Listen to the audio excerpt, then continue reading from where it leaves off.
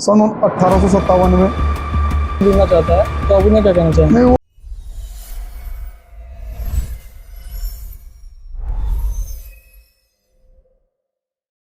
स्वागत है आपका हमारे आज एक और पॉडकास्ट में। आज हमारे साथ हैं शहर की जाने मानी हस्ती, बजरंग दल के विभाग संयोजक मुंकित पुंडीर जी। इनसे हम वार्तालाप करेंगे, ये कॉन्वर्सेशन करेंगे, ये अनस्क्रिप्टेड रहेगी, ऑनेस्ट इनके जवाब जानेंगे।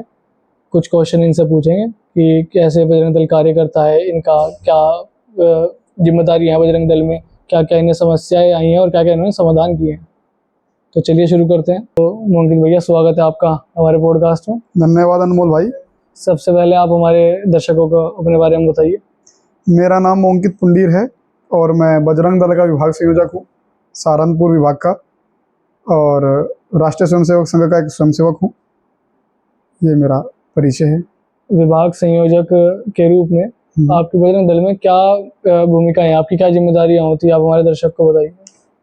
विभाग संयोजक आप मानिए कि 3 जिलों को मिला करके संगठन की दृष्टि से एक विभाग बनता है, और मैं उस विभाग का संयोजक हूँ। और जितनी भी हिंदू समाज के साथ जो भी होने वाली कृतियाँ हैं उन पर नज़र रखना, और हिंदू समाज कैसे सशक्त हो, कैसे अपने हिंदू समाज का युवा कैसे राष्ट्रभक्ति की तरफ अग्रसर हो, ये सब हमारे छोटे छोटे ऐसे काम हम कि किस तरीके से हम प्रेरणा दे सकें हिंदू समाज के बालकों को कि जो एक कृतियों को छोड़कर राष्ट्र के मार्ग पर चले।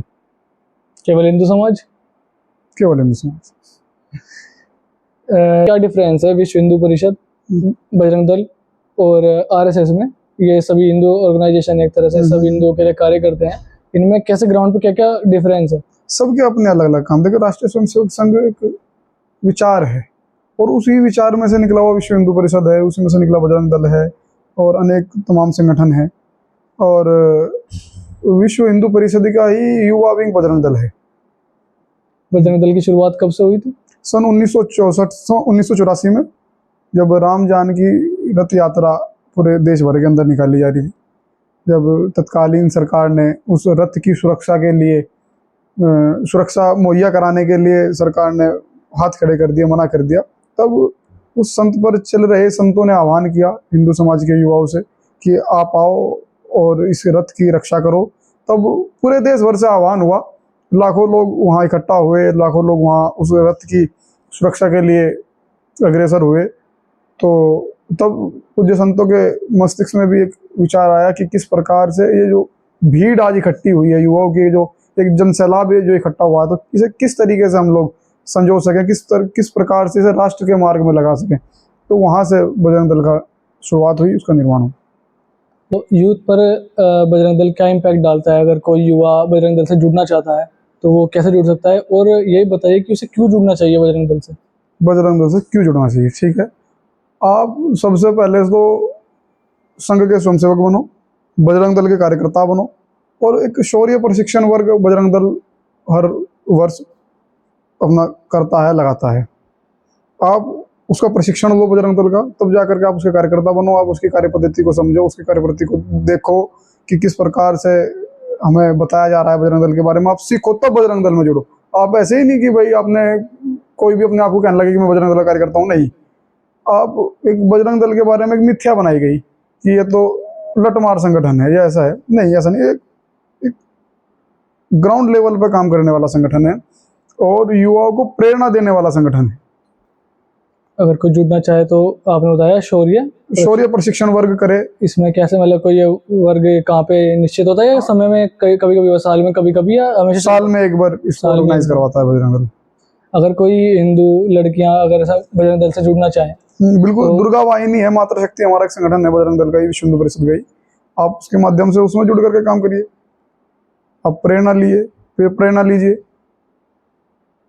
तो आपने बताया कि हिंदू नवयुवकों को, युविकाओं को जुड़ना चाहिए बजरंग दल से, मगर आजकल एक ट्रेंड सा बन गया है कि हमने देखा है रील पर हिंदू तिलक लगा के हिंदू ट्रेंड चला दिया। कुछ ही कार्य करते हैं तिलक लगा के ऐसा दिखा देते हैं कि हिंदू को एक तरह से इमेज गिराई जा रही है आजकल। तो इस पर आप क्या कहना चाहेंगे?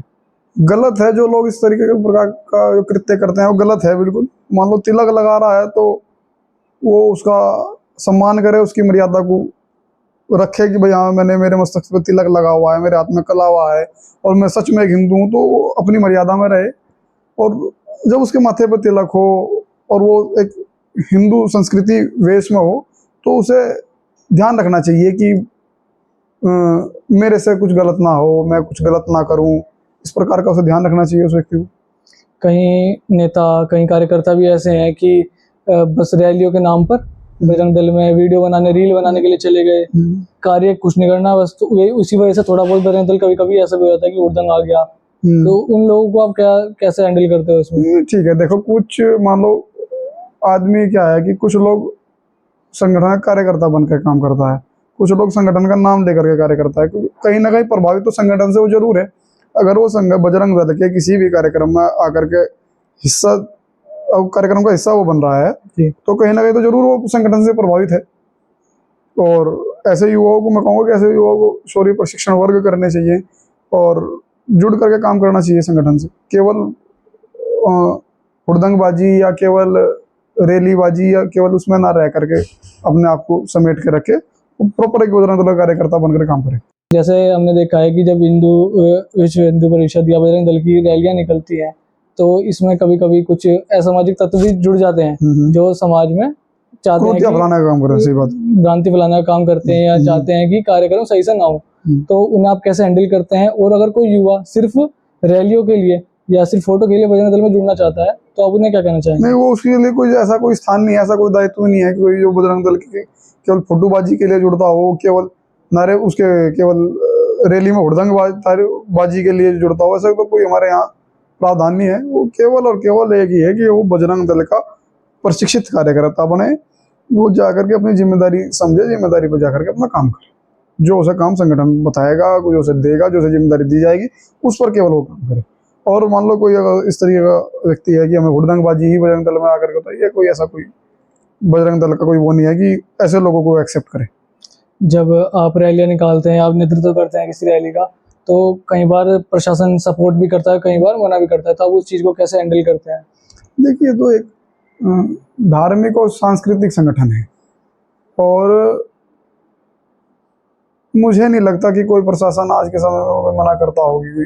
वो ठीक है, पूर्व की सरकारें रही हैं जब आदमी को, जब संगठन को थोड़ा सा संघर्ष करना पड़ता था या और सब चीज़ें थी, और जिसका जन्म ही संघर्ष में हुआ। मैं आपको बता रहा था कि बजरंग दल का कब स्थापना हुई, कब कैसे, वो संघर्ष ही तो था। जिसका जन्म ही संघर्ष में हुआ तो उसका काम ही संघर्ष करना है।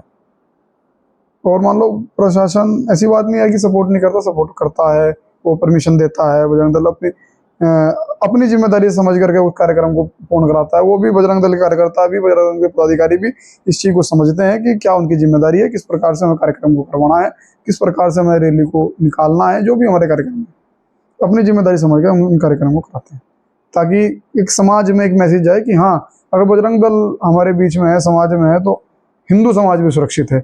और हमारा जहाँ पर अल्पसंख्यक हिंदू समाज है, हमारा प्रयास रहता है कि वहाँ जाकर के हम लोग कार्यक्रम करें, ताकि उस समाज को, अल्पसंख्यक हिंदू समाज को भी पता लगे कि हाँ, कोई ऐसा संगठन है जो हमारी रक्षा और सुरक्षा करने के लिए सड़क पर है, हमारे साथ है और हमारे बीच है। अल्पसंख्यक, जैसा आपने अल्पसंख्यक समाज कम, जहाँ भी कम हिंदू समाज है। जैसे बजरंग दल एक राजनीतिक पार्टी नहीं है, तो जैसा आप बता रहे हैं कि बजरंग दल राष्ट्रवादी राजनीतिक पार्टी नहीं है, तो आप क्यों केवल एक ही पार्टी को सपोर्ट करते हैं? क्यों जो अन्य पार्टी जैसे कांग्रेस है, तो उनके क्या मतभेद क्या है ऐसे जो वे उनका सपोर्ट बजरंग दल नहीं कर पाता? आपने बताया कि बजरंग दल एक राष्ट्रवादी संगठन है, तो जिसकी विचारधारा राष्ट्रवादी होगी तो बजरंग दल ही उसे सपोर्ट करेगा। मतलब जो एक खुद में ही राष्ट्रवादी है, वो केवल एक राष्ट्रवादी जो है, राष्ट्रवादी को ही तो सपोर्ट करेगा। सन 1857 में गोली चलाई मंगल पांडे ने, फांसी हुई भगत सिंह को, राजगुरु को, सुखदेव को, सेना बनाई सुभाष चंद्र बोस ने, और काला पानी की सजा हुई वीर सावरकर को। और कहा क्या जाता है कि दे दी तूने आज़ादी बिना खड़क बिना ढाल, साबरमती के संत तूने कर दिया कमाल। क्या चरखे से आज़ादी आना ये संभव है क्या? मतलब जो इतने क्रांतिकारी, जो आज देश में जिनका नाम है, जिनके तप, बलिदान और संघर्ष के कारण ये आज़ादी हमें मिली, उनको उस विचारधारा, जिस विचारधारा का आपने नाम लिया कांग्रेस को, उसने उसे दरकिनार करने का काम किया।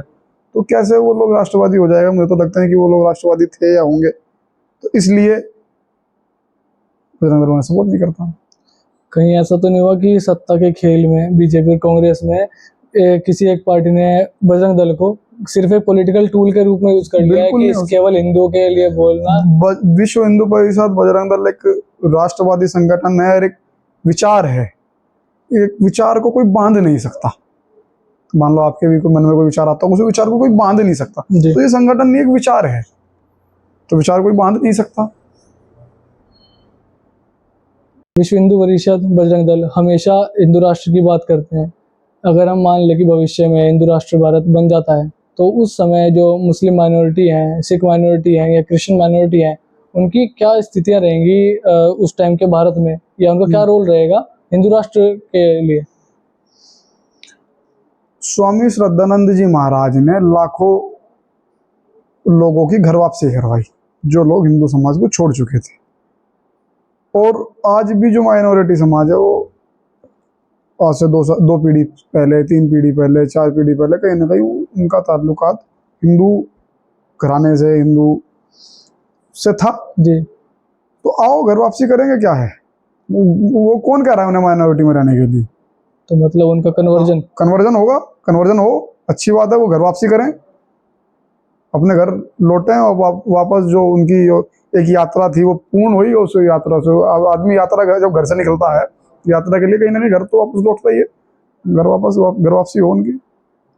जैसे संविधान हमें एक फ्रीडम देता है कि अपने रिलीजन को मानना या अपने रिलीजन की जो उनसे आप फॉलो करते हैं उसकी पूजा करना, मगर क्या हिंदू राष्ट्र जब बन जाएगा, जैसा आप बता रहे हैं कि उन्हें वापस घर वापसी होनी चाहिए, तो अगर कोई अपनी मर्जी से नहीं करता है, मान लो कोई तो है जो खुशी खुशी हिंदू धर्म में आते हैं।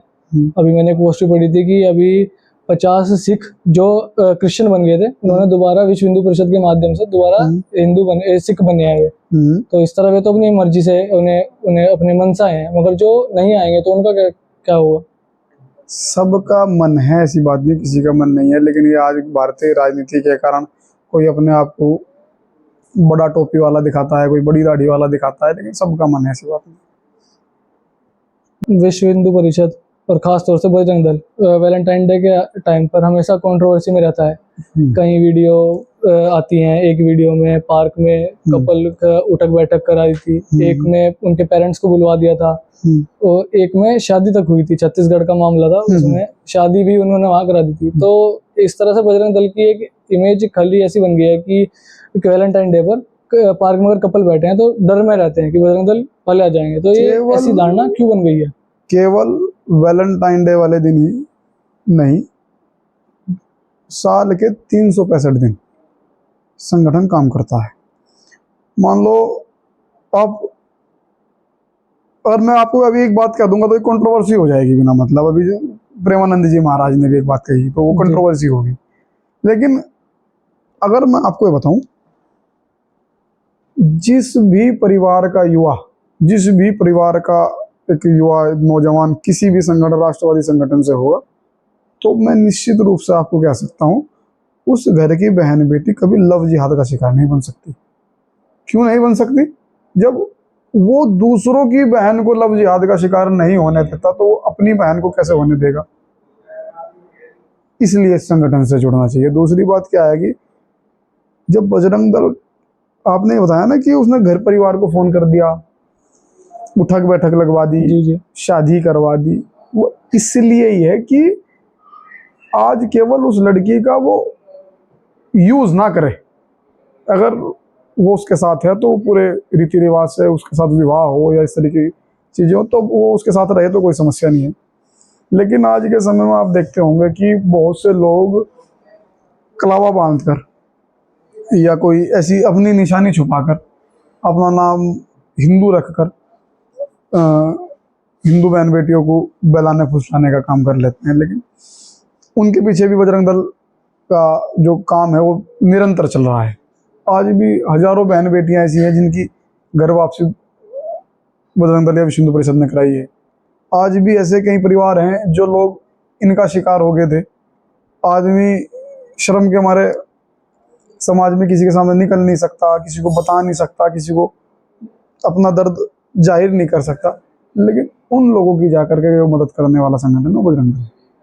तो इसलिए मेरा ये मानना है कि बजरंग दल को एक समाज में एक उस दृष्टि से देखा जाए कि हाँ, ये वो विचार है जो प्रत्येक हिंदू के मन मस्तिष्क में होना चाहिए।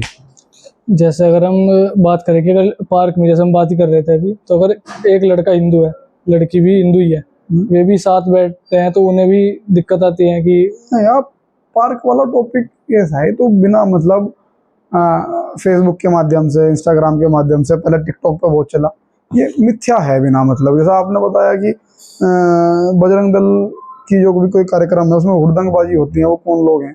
शायद वही वो लोग हों, सही सही शायद वही वो लोग हों जो बिना मतलब का एक सोशल मीडिया पर अपने आप को, अपनी प्रस्तुति देने के कारण वो के वजह से वो अपने आप को बजरंग दल का ऐसा नाम लिख कर, ऐसा नाम बताकर, बजरंग दल का कार्यकर्ता अपने आप को बताकर उस तरह की वीडियो ऑडियो बनाते हो। तो ये बजरंग दल क्योंकि की ऐसा तो मैंने भी कई वर्ग विश्व हिंदू परिषद बजरंग दल के रहे हैं, मैंने भी मैं भी बाल्यकाल से स्वयंसेवक हूँ। ऐसा तो हमें भी नहीं बताया गया कि आपको पार्क में जाना है, आपको डंडा लेकर के जाना है, या आपको वैलेंटाइन डे वाले दिन जाना है।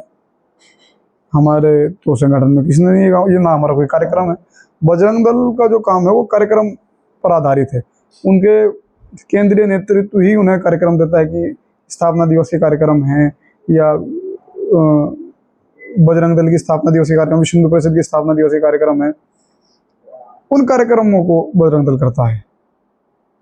तो जो व्यक्ति इस तरह का काम करते हैं बजरंग दल के नाम लेकर कि पार्क में कर दिया, तो आप उनका समर्थन नहीं करते? नहीं करते, बिल्कुल मिथ्या है, वो झूठ है बिल्कुल। ठीक। तो जैसे आपने लव जिहाद के बारे में बताया, तो आप हमें थोड़ा बता सके लव जिहाद क्या है? क्योंकि लव जिहाद हमारे पश्चिम यूपी में इधर काफ़ी इसका चर्चित विषय है, सब लव जिहाद से परिचित हैं, तो थोड़ा आप अगर हम बता सकें।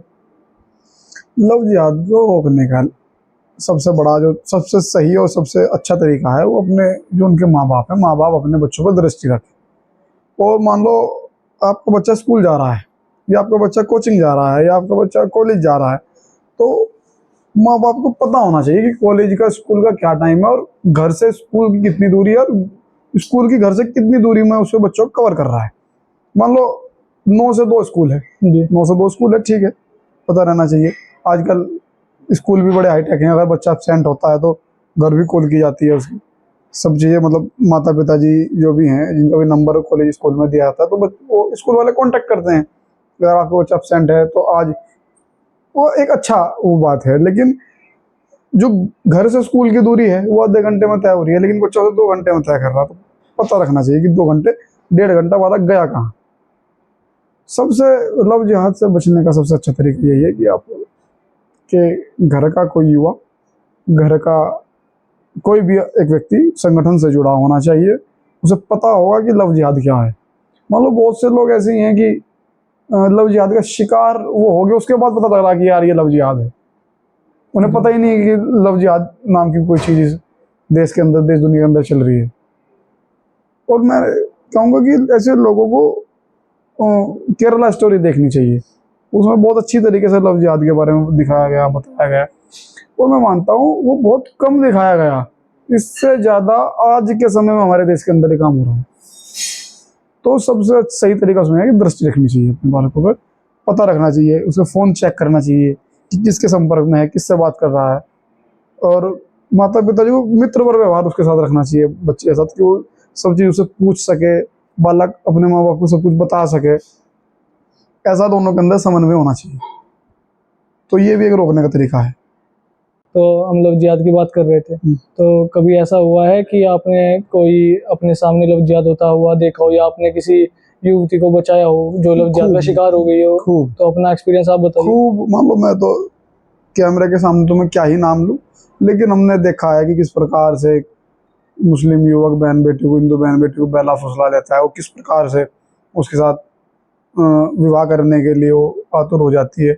लेकिन उन्हें क्या है कि आप लव जिहाद की बात कर रहे हो, हमने बहुत से ऐसे देखेंगे हिंदू जो क्रिश्चियन बन रहे हैं।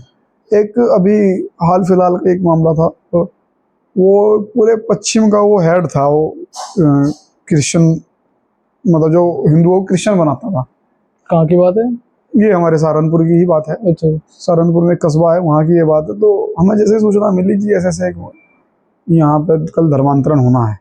तो हमने सब लोगों से संपर्क करा, सब लोगों से बातचीत करी जो हमारे कार्यकर्ता थे, एक टीम बनाई चुपचाप, मतलब गोपनीय तरीके से हमने उस पर काम किया।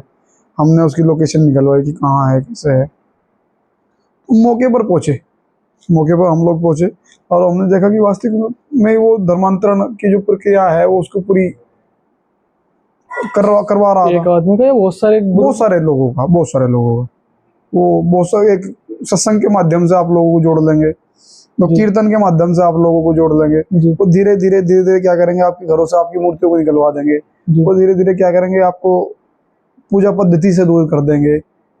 और अभी एक हाल फिलहाल का ही मेरे पास मामला आया और मेरे पास एक व्यक्ति आए, तो उन्होंने मुझे कहा कि हमारे गांव में कुछ लोग आए बाहर से जब वो लोग आए तो उन्होंने एक कीर्तन के माध्यम से कुछ लोगों को जोड़ने का काम करा। तो ठीक है, कुछ लोग जुड़े, एकदम डायरेक्ट तो उन्होंने ईसा मसीह का नाम नहीं लिया, डायरेक्ट उन्होंने ईसाई मिशनरी का कुछ वो उन्होंने प्रदर्शन नहीं करा। तो लेकिन उस गांव में स्थिति क्या हुई कि कुछ दिनों बाद चर्च का निर्माण होना शुरू हो गया। लोग बाग जागरूक भी थे, वहाँ हिंदू संगठन के लोग भी थे, हमारे परिचित भी थे। तो उन्होंने क्या किया, वो जा करके धराशायी कर दिया जो भी वो स्ट्रक्चर बना था, जो भी ढांचा चर्च बना बनने था, लग रहा था जो बनने लग रहा था। लेकिन फिर हुआ क्या, उनका निरंतर प्रयास उस गांव में रहा और उस गांव के लोगों का जो रेशो था वो 40 और 60 हो गया। 60% उन लोगों ने अपने तरफ कर ली, क्रिश्चियन बन गए सब। क्रिश्चियन बना, मतलब क्रिश्चियन बने नहीं थे वो पूरे, लेकिन अपने फेवर में वो लोग कर लिए, अट्रैक्ट हो गए थे अट्रैक्ट उन्होंने वो कर लिया। लेकिन फिर हुआ क्या कि एक परिवार में दो भाई, मान लो आप और हम दो सगे भाई हैं, जी एक भाई क्रिश्चियन बन गया, एक भाई हिंदू रह गया। और मान लो ऐसा तो हमारे यहाँ है, हमारी संस्कृति भी, अगर मान लो मेरे यहाँ कुछ अच्छी चीज़ बनी, कोई खीर बनी या जी जी कोई ऐसा पकवान बना कि मैं, भाई जो बनता है त्योहारों पर, फेस्टिवल पर, तो मैं आपके यहाँ जा करके दूंगा उसे, आपके यहाँ से कुछ अच्छी चीज़ बने वो मेरे यहाँ पर आएगी। तो वो चीज़ें लेने देना बंद कर दिया लोगों ने कि नहीं, तुम हिंदू हो और मैं क्रिश्चियन हूँ, मैं आपका सामान नहीं लूंगा। मतलब इस तरीके का एक षड्यंत्र उन लोगों ने उस गांव के अंदर रचा और वहाँ के लोग हमारे पास आए। फिर उन लोगों को धीरे धीरे हम लोगों ने प्रयास करा। आज कुछ स्थिति वहाँ की ठीक है, लेकिन हमारा निरंतर प्रयास आज वहाँ जारी है कि वो लोग पुनः घर वापसी करें।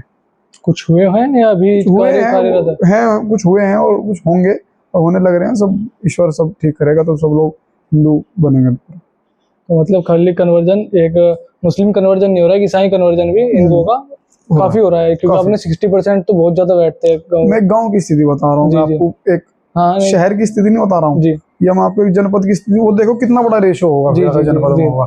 तो आप एक गांव की स्थिति है, वो ज्यादा करो जो हमारे यहाँ का अनुसूचित समाज है, SC वर्ग है हमारा, उन लोगों में ज्यादा ये काम करते हैं। लोगों ने लोभ लालच देना, ये सब चीजें करना। तो मेरा उन सबसे भी निवेदन है कि आपसे, आपके चैनल के माध्यम से, कि अगर कोई भी आपके गांव में इस प्रकार से कोई भी व्यक्ति आता है, कोई भी संदिग्ध व्यक्ति आता है कि आपको बहलाने फुसलाने का कोई काम करे, तो उस पर थोड़ा सा आपको विचार करना चाहिए। तो ऐसा मेरा निवेदन आपके चैनल के माध्यम से सर्व समाज को है। एक काफी नैरेटिव फैलाया जाता है कि हिंदू खतरे में है, जबकि भारत में 80% हिंदू है और अभी इस स्थिति में हिंदू हैं कि 80% बने रहेंगे, थोड़े 78 इतने रहेगा, मतलब मेजोरिटी में हमेशा हिंदू रहेगा काफी टाइम तक। अभी उसका रेशो घटेगा नहीं, उसका रेशो बढ़ेगा। मगर एक वो चलता है कि हिंदू खतरे में, आप जैसे कह रहे हैं रेशो बढ़ेगा, मगर फिर भी एक नैरेटिव है कि हिंदू खतरे में है। हिंदू खतरे में नहीं, हिंदू राम में है, हिंदू कृष्ण में है, हिंदू खतरे में नहीं है। आज अयोध्या के अंदर इतना बड़ा, इतना भव्य राम मंदिर बना, और आप जाकर के देखिए, आपको दिखेगा कि कितना हिंदू राम में है। हिंदू आज उत्साह में है, हिंदू खतरे में नहीं है। तो ये फेक नैरेटिव है, बिल्कुल फेक नैरेटिव है। जिस समाज के बच्चे ने शेर के जवाड़े को फाड़ करके उसके दांत गिने हो, तो वो खतरे में तो नहीं हो सकता। जिसके छत्रपति शिवाजी महाराज ने बाल्यकाल में जब वो थे, तो एक जो उनकी माँ ने उन्हें एक टारगेट दिया कि वो जो सामने जो हरा झंडा है ये मेरी आंखों को चुभता है, जब ये लहरता है तो मेरी आंखों को चुभता है। तो जब उस छोटे से छत्रपति शिवाजी महाराज ने जा करके उस झंडे को हटा करके जब वहाँ भगवा ध्वज लहराया, तो वही साहस आज भी हिंदू समाज के अंदर है। वो हम सब लोग उन्हीं की संतानें हैं, हम लोग जी जी। वही हमारे पूर्वज हैं। जब वो कभी नहीं डरे तो मैं नहीं मानता कि आज हिंदू समाज खतरे में है। तो जैसे युवाओं को राजनीति में आना चाहिए, आप भी एक युवा हैं, और युवाओं को आना चाहिए जिससे, क्योंकि देश को पर्सपेक्टिव मिले कि युवा कैसे देश को चाहता है और कैसे सोचता है। ऐसे ही हमारे एक चर्चित चेहरे हैं रविंद्र सिंह भाटी, आपके एक प्रोफाइल पे उनके साथ आपके फोटो भी हैं, तो आपसे उनका क्या संबंध है? क्योंकि उन्होंने भी युवाओं के लिए काफी कार्य किया है, खुद भी युवा हैं, तो उनका एक पर्सपेक्टिव युवाओं के रूप में देश के लिए अलग है। तो आप केवल संगठन में जुड़ना चाहते हैं या आप उनकी तरह कुछ और भी? देखिए, हमारा तो संगठन का जो भी निर्णय होगा, हमारे लिए जो भी संगठन का आदेश होगा, वो हमारे लिए सर्वमान्य होगा। और रही बात विधायक जी की, उनका बहुत बड़ा एक समर्पण है समाज के लिए, और बहुत उनका कार्यशैली, कार्य पद्धति उनकी एक अलग है जो समाज को उनसे जोड़ कर रखती है। आज मैं उनके बारे में आपको छोटा सा बताऊं, उनकी विख्याति केवल आज राजस्थान के अंदर ही नहीं, पूरे देश के अंदर, पूरे विश्व के अंदर उनकी विख्याति। कहीं भी वो जाएं तो बड़े बड़े कार्यक्रम उनका होना, लोग बाग उनका इंतजार करना, तो एक भगवान की बड़ी कृपा उनके ऊपर है। तो ठीक है, वो जो भी हमारे लिए संगठन का आदेश होगा, निर्णय होगा, उसको हम उसकी पालना हम लोग करेंगे। जैसे हमारे आरएसएस है, आरएसएस का एक विंग है राष्ट्रीय मुस्लिम मंच, उसमें वे मुस्लिम जो युवक हैं उन्हें जोड़ने का कार्य करते हैं जिससे वे देश के कार्य आ सकें। तो बजरंग दल ऐसा कोई कार्य क्यों नहीं करता? ठीक है, आरएसएस ने एक व्यवस्था बनाई है, वो उस पर काम कर रहे हैं, लेकिन मैं आपको एक छोटा सा उदाहरण दूं। कमलेश तिवारी एक बहुत बड़े हिंदू नेता थे, कमलेश तिवारी जी, तो सुरक्षा भी उनके पास थी। 2 मुस्लिम युवक उनको फेसबुक के माध्यम से उनके साथ जुड़ गए जी, और उनके क्लोज चले गए, उनके इतने निकट वो हो गए कि उनकी जो घर में एंट्री थी, वो आना जाना बिल्कुल डायरेक्ट हो गया। डायरेक्ट सुरक्षा उनके पास थी, वो सारे सुरक्षा वाले उन्हें जानने पहचानने लगे, तो बगैर चेकिंग वो अंदर जाने लगे। तो लेकिन उनके जो मन मस्तिष्क में जो उसके कमलेश तिवारी जी के प्रति जो घृणा थी, उन्होंने किस प्रकार निकाला, जानकारी है आपको? उन्होंने कमलेश तिवारी जी जिस दिन घर थे, अंदर घुसे, चाकू निकाला और कलमा पढ़ पढ़ के उनकी गर्दन को काटा। तो किस प्रकार से यार आदमी जोड़ रहे और किस पर? ठीक है, वो एक अलग वो व्यवस्था है, वो बननी चाहिए। जो जिनका विचारधारा संघ से, राष्ट्रीय संघ से, विश्व हिंदू परिषद जुड़ती है, वो जुड़े, उसमें क्या है। बजरंग दल से जुड़ना अगर कोई चाहता है मुस्लिम, तो वो ऐसा है ना, वो उसकी एक अलग व्यवस्था है। वो राष्ट्रीय मुस्लिम मंच से आपने बोला, आप राष्ट्रीय मुस्लिम मंच के माध्यम से आप संघ की प्रेरणा को अपने मन मस्तिष्क में रखें, आप उसे फॉलो करें। उसकी एक व्यवस्था संघ ने बना रखी है, जो जुड़ना चाहता है उससे जुड़े, उस संगठन से जुड़े और विचार से जुड़े। हमने आपको बताया है कि संगठन जो है वो केवल संगठन का एक विचार है, वो विचार से जुड़ना चाहिए आदमी, राष्ट्र के लिए जुड़ना चाहिए। हाँ, विचार से जुड़े। तो लास्ट में आप हमारे अगर चैनल के माध्यम से, हमारे चैनल को भी क्योंकि यूथ ही सपोर्ट कर रहे हैं सब, तो अगर आप युवाओं को कोई संदेश देना चाहते हैं अपनी तरफ से, बजरंग दल की तरफ से, तो आप क्या देना चाहेंगे? मेरा युवाओं को एक ही संदेश है कि वो संगठन से जुड़ करके रहे, वो विचार से जुड़ करके रहे, ताकि आने वाले समय में वो जिस प्रकार का एक षड्यंत्र हिंदू समाज के लिए समाज में चलाया जा रहा है, आप उससे अपने आप को सुरक्षित कर सकें। मेरा यही निवेदन सभी हिंदू समाज के युवाओं से रहेगा, युवा नौजवान से रहेगा, कि वो इधर उधर ना भटक कर, नशे की तरफ ना अग्रसर होकर के, तो विचार से जुड़े, संगठन से जुड़े। और जब संगठन से वो जुड़ेगा, तो जिस प्रकार से मैंने आपको बताया कि वो लव जिहाद से भी उसका परिवार बचेगा, लैंड जिहाद से वो बचेगा, और बहुत से इस प्रकार की भ्रांतियाँ, इस प्रकार का षड्यंत्र समाज के अंदर है, जिससे वो अपने आप को, अपने परिवार को बचा पाएगा। ये मेरा संदेश। इस पॉडकास्ट को यहीं एंड करते हैं। आज हमारे साथ थे बजरंग दल के विभाग संयोजक मोंकित पुंडीर जी। इन्होंने हमें बजरंग दल की कार्य प्रणाली, इनका जिम्मेदारियां, इन्होंने क्या क्या कार्य किए हैं, धर्मांतरण से लेकर लव जिहाद, सभी विषय पर बात हुई। कुछ इन्होंने बजरंग दल की तरफ से एक सफाई भी दी कि कैसे बजरंग दल में कुछ बजरंग दल को बदनाम करने के लिए, उनकी इमेज को बजरंग दल की खराब करने के लिए जो असामाजिक तत्व है वो कार्य रहता है, उनका भी इन्होंने खंडन किया कि बजरंग दल इस तरह की किसी भी गतिविधियों को सपोर्ट नहीं करता। तो इनसे हमारी एक ऑनेस्ट कन्वर्सेशन रही। कोई ऐसा स्क्रिप्टेड हमारा इंटरव्यू या एक पॉडकास्ट ये नहीं रहता है, तो हमेशा से हम यही करेंगे।